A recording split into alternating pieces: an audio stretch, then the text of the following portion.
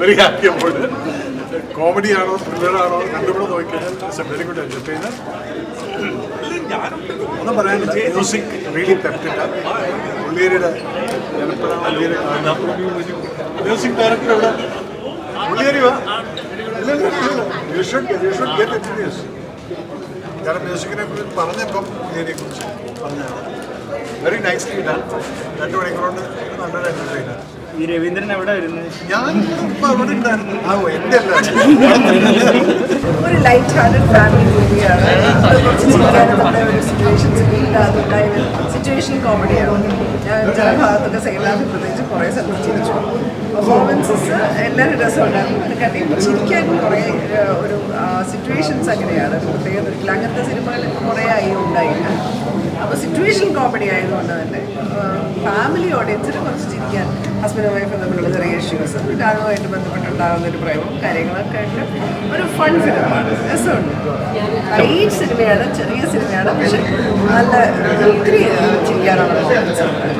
ഷീനു രസമുണ്ട്, നല്ല രസമുണ്ട്. ഷീനു അവസാനത്തെ ഷീനിൻ്റെ ഒരു മാസ് എൻട്രി ഉണ്ട്, അതും കൂടിയാണ് നല്ല രസമുണ്ട്.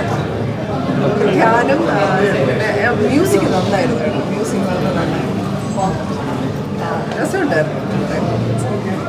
ഒരു ഫ്ലാറ്റിൽ നടക്കുന്ന ഒരു സംഭവം. എല്ലാവരും നല്ലായിരുന്നു. എല്ലാ ആക്ടേഴ്സും നല്ലായിരുന്നു. പെർഫോമൻസ് അടിപൊളിയല്ലേ? അടിപൊളിയായിട്ടുണ്ടെന്ന് പറയും.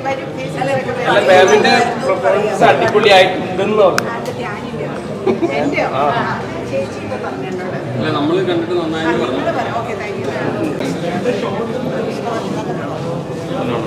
ചിരിക്കാനൊക്കെ ഉണ്ടല്ലേ?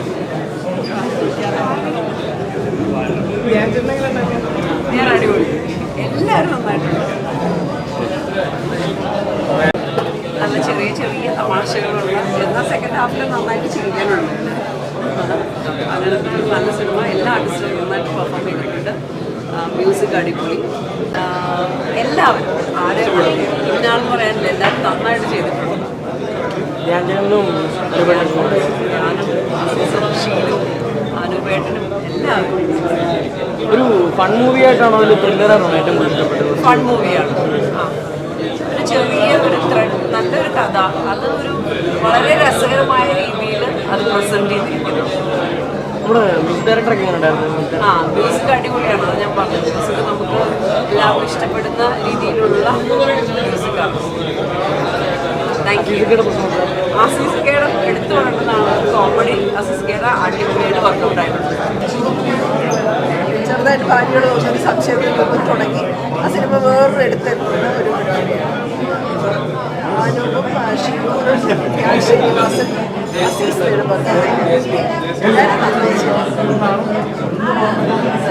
മ്യൂസിക് മ്യൂസിക് പറ്റിയ നമ്മുടെ വീണ്ടെടുക്കാമല്ല. അതുകൊണ്ട് ആ റോളൊക്കെ ഞാൻ ചെയ്യുന്നതേ ഉള്ളൂ. അതുകൊണ്ട് അതിനെപ്പറ്റി ഒരു ബോധറിയില്ല. വേറെ ആൾ അഭിനയിച്ചാലും 10-15 ലക്ഷം രൂപ കൊടുക്കേണ്ടി വരും. ഇതിനകത്തൊക്കെ അഭിനയിച്ച മുഴുനീളം ക്യാരക്ടറാണ്. അപ്പോൾ നമ്മൾ ഫണ്ട് സൂക്ഷിക്കാന്നുള്ളതല്ലേ, കഴിയുന്ന മറ്റുള്ളവർക്ക് കൊടുക്കാൻ നമ്മൾ തന്നെ വെച്ചോണ്ടിരിക്കുക. അപ്പോൾ അതുകൊണ്ടാണ് ഞാൻ പിന്നെ പ്രൊഡക്ഷൻ എന്നുള്ളത് എപ്പോഴും ടെൻഷനാണ്. നമ്മൾ പ്രൊഡ്യൂസ് ചെയ്ത് ഒരു പണം ഇറക്കാന്ന് വെച്ചാൽ എല്ലാ സാധനങ്ങളും നമ്മുടെ ഒരു ഓഡിയൻസ് വെച്ചാൽ തന്നെ നമ്മൾ അഭിനയിച്ചവരെ ടേക്ക് ചെയ്യണം, അവരെ കൊണ്ടുവരണം, അവരെ ഹഗ് ചെയ്യണം, അവരെ എന്താ പറയുക, അവരുടെ എല്ലാ കാര്യങ്ങളും നമ്മൾ ടേക്ക് കെയർ ചെയ്യണം ആസ് എ ഹോസ്റ്റ്. ഇപ്പം ഞാനാണ് ആ കാര്യത്തിൽ കുറച്ച് എനിക്കിങ്ങനെ ഭയങ്കര ടെൻഷനാണ്.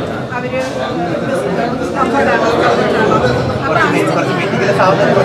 അതെ അതെ. അപ്പോൾ എനിക്കിങ്ങനെ സമയത്തൊക്കെ അങ്ങനെയാണ്. ഇവരൊക്കെ ഈ ആർട്ടിസ്റ്റുകളൊക്കെ നമ്മളെ വിളിക്കുന്നതാണ്.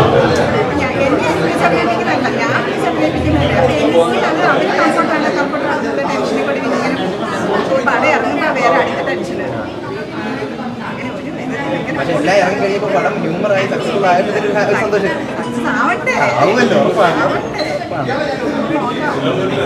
ആവുമോ അതോ നേരെ ചെയ്യോ എന്നുള്ളത് നമുക്ക് വൈകുന്നേരത്തോടുകൂടിയില്ല.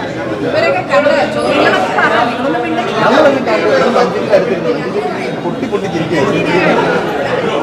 ഇതിന്റെ പുറത്ത് പോയി പറയാം.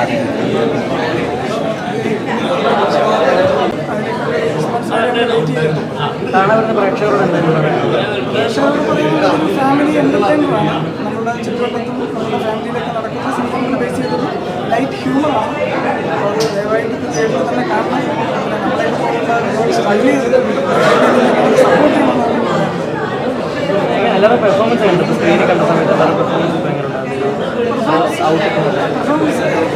പ്രത്യേകിച്ച് ഷീല മാമിനെ നമ്മൾ ഇതുവരെ കണ്ടതിൽ നിന്ന് ഞാൻ മാഡത്തിൻ്റെ ക്യാരക്ടറൈസേഷനും നമ്മുടെ ഷോർട്ട് ഷെയ്റ്റിനൊക്കെ പ്രത്യേക ഈ അനുഭവത്തിനുള്ളൊരു ബന്ധം പോലെ തന്നെ ഷീല മാമായിട്ട് ഒരു കമ്മ്യൂണിക്കേഷൻ സ്ക്രിപ്റ്റുമായിട്ടുണ്ടായിരുന്നു.